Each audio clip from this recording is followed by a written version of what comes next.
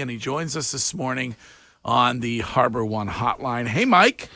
Good morning. I can see you guys are shilling for the betting companies now, yes, huh? We are. You take whatever money you can get, you shameless bastards. There have been times that I have said no, but Come on. When was the last time you said no? Yeah, I think one time, if I remember correctly, fine place Applebee's wanted me to do something, and I'm not a fan of Applebee's, so I said I would not take the money. Wow.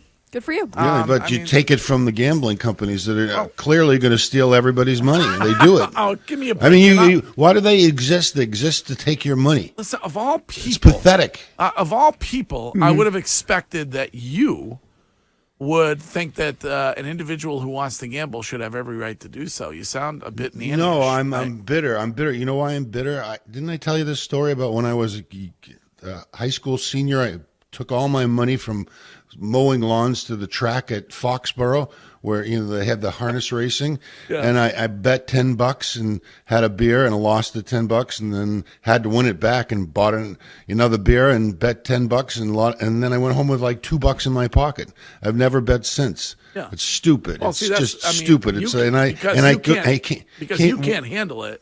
I can't handle it. No, that would be like Curtis being mad at somebody who has a cocktail every once in a while. No, it had nothing to do with a cocktail. It had to do with the fact that the stupid harness races were cheating their butts off. Well, I made 5 1/4 last night on betting. Wiggy's doing pretty well. Wiggy's fine. You'll be giving it back today. No, $50, Mike. I turned 50 and a 5 1/4. Where else can you do that? Short of selling drugs. Hey, let me ask you this. Jesus, Mary. We sit here this morning with 16 games left for the Bruins. They've lost 3 of the last 4. Where is your concern level at this morning? I'm not overly concerned, but they've been stinky. I mean, really bad. Since New York, the New York game against the Rangers, they won, but it was not very good. They had a break.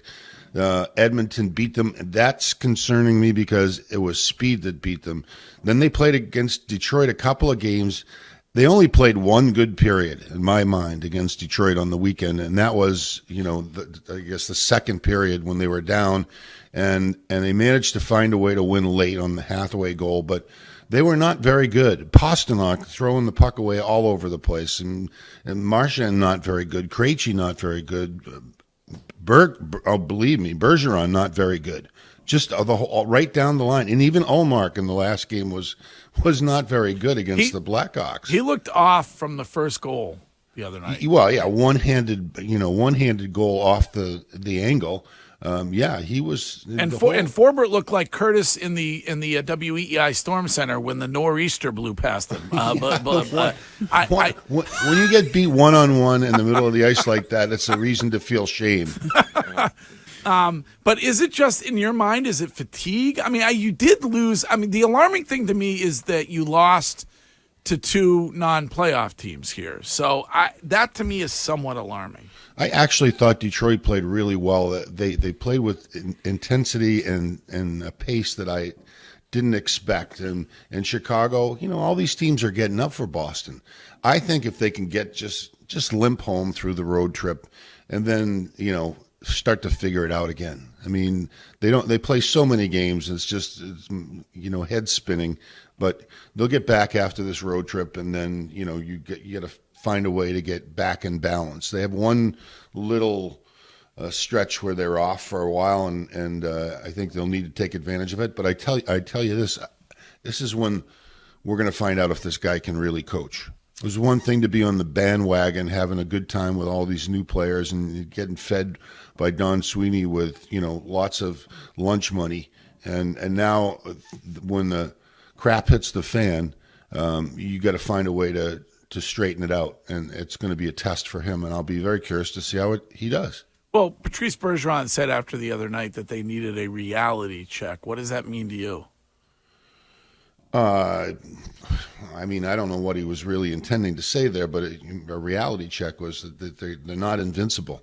And teams like the Blackhawks and the Red Wings, who are clearly not in contention for a Stanley Cup, can rise up and beat them unless they're on top of their game. I guess that would be my interpretation.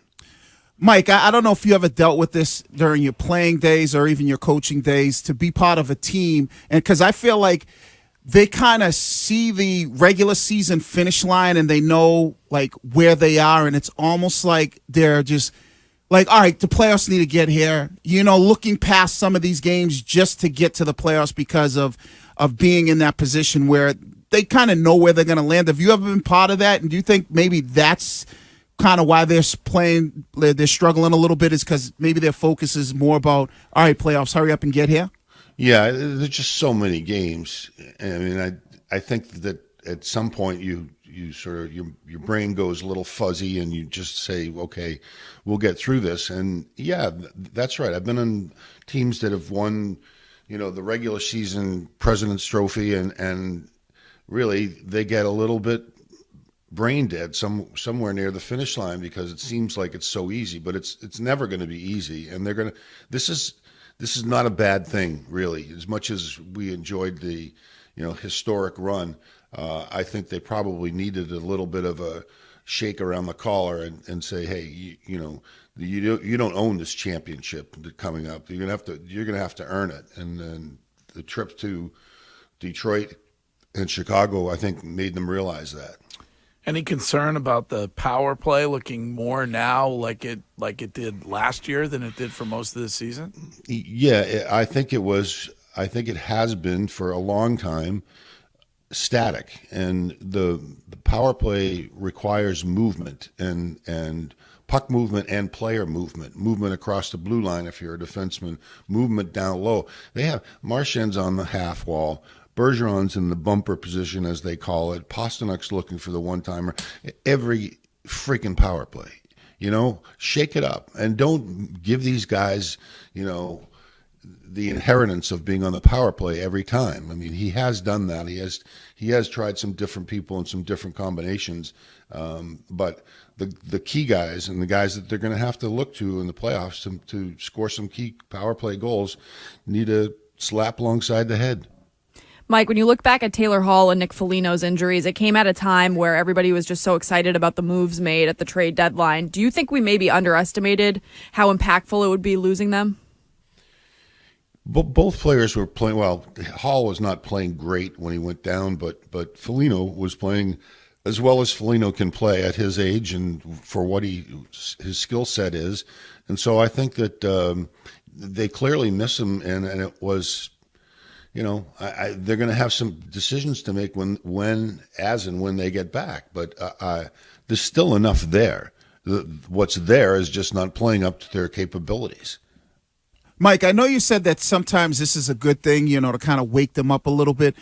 But does it concern you, like, when maybe some of the guys that maybe needed to be woken up are guys that really don't have that playoff experience, like a Linus or maybe a Swayman, and these are guys that you're now going to count on? It's different when it's Bergeron and Krejci and Marchand, and they've been there before.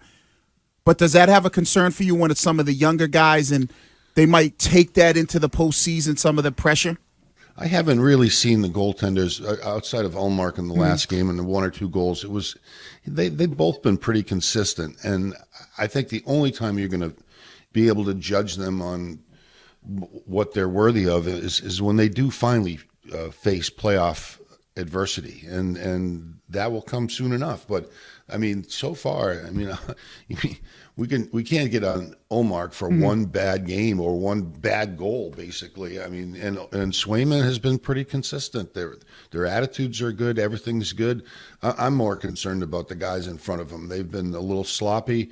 They've been less than engaged, and they need to figure it out. And maybe the reality check that Bergeron talked about is what's necessary.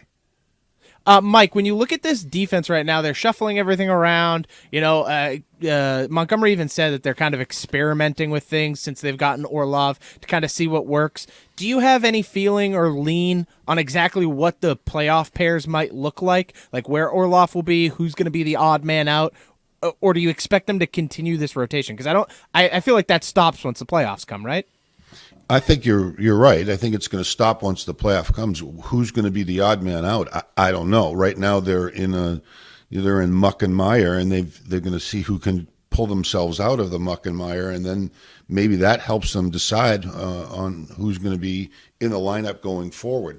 But eventually, I think it's really inevitable that somebody's going to go down with an injury, and that's going to make this rotation less of an issue. And I hate to say that, but it's just the way it is in the playoffs, and particularly with defensemen, you're going to need 7 or 8 to be able to rotate through. And but in the meantime, let's find out who's, if Forbert's going to be undressed, or, that was the first time I've seen him with a crack in his armor for a while. And, is Grzelcyk going to be okay? I mean, I think they've got some choices to make, a luxury of choices.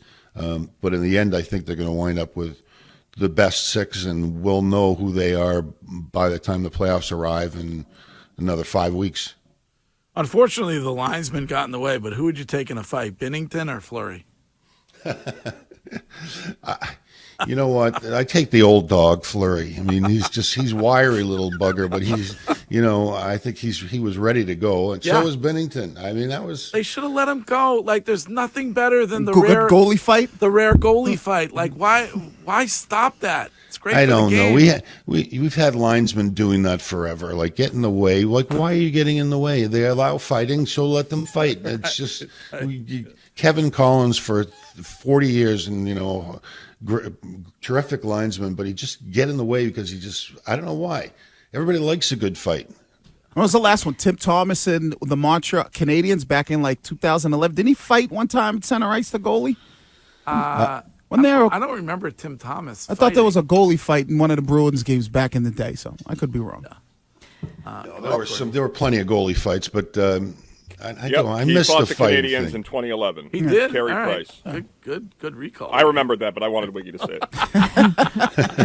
it. Mike, you bring up coaching in Montgomery at a time like this needs to really kick it into high gear. He said after the loss the other night that it's the first time that this team hasn't seemed to be on the same page, that their emotion and their effort are at levels that he hasn't seen all season long. Is it just that it is such a long season, or is it something more when you think about Montgomery and maybe not having the experience at a time like this with a team? Are we talking about Bruce Cassidy, or are we talking about Jim Montgomery? All of a sudden, he's going to the microphone and starting to talk about his team not having the focus and the effort. Well, that's why it was so surprising to hear him say it. Get back in the room and do your goddamn job. I mean, find out what's going on. Don't splay it to the media. That's why I say this is the time when he's going to find out how difficult it is in an 82-game season and then the playoffs to make sure his team is focused. And you don't get the job done when you're talking to, the Globe or the Herald. Mike Milbury, always great to talk, and we will talk to you next week. All right, kids. See you.